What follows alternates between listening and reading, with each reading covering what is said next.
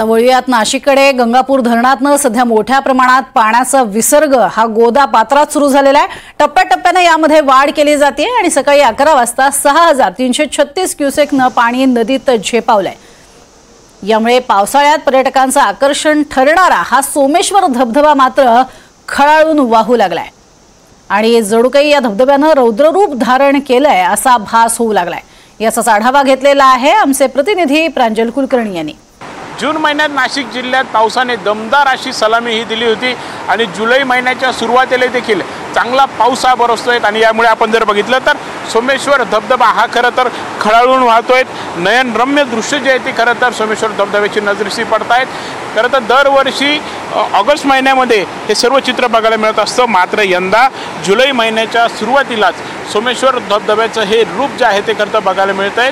आपण जर बघितलं तर नाशिकमध्ये जे जो पाऊस 60 दिवसामध्ये बघायला मिळत असतो तो मात्र यंदा 36 दिवसातच झाला आहे। दुप्पट असा पाऊस झालेला आहे आणि यामुळे जुलै महिन्याच्या सुरुवातीला नाशिक जिल्ह्याचा धरण साठा देखील जवळपास 70% जाऊन पोहोचलेला आहे।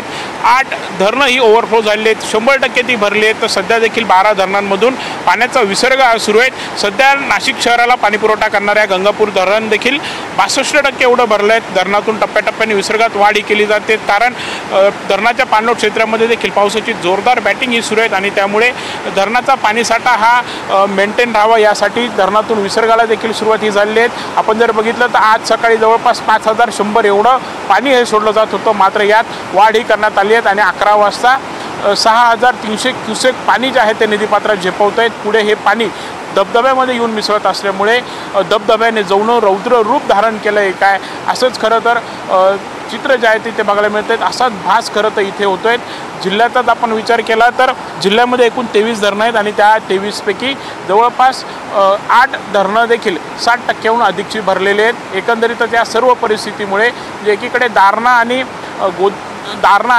गंगापूर धरणातून जे पाणी सोडलं जातं आहे ते पुढे नांदूर मध्यमेश्वर मार्गे जायकवाडीला जाऊन पोहोचतोय, त्यामुळे जायकवाडीच्या पाणी साठ्यामध्ये देखील चांगली वाढ झालेली आहे। तर दुसरीकडे आता देखील नाशिकमध्ये गेल्या 48 तासापासून पावसाची संततधार सुरू आहे, त्यामुळे धरण साठ्यामध्ये झपाट्याने वाढ ही होते।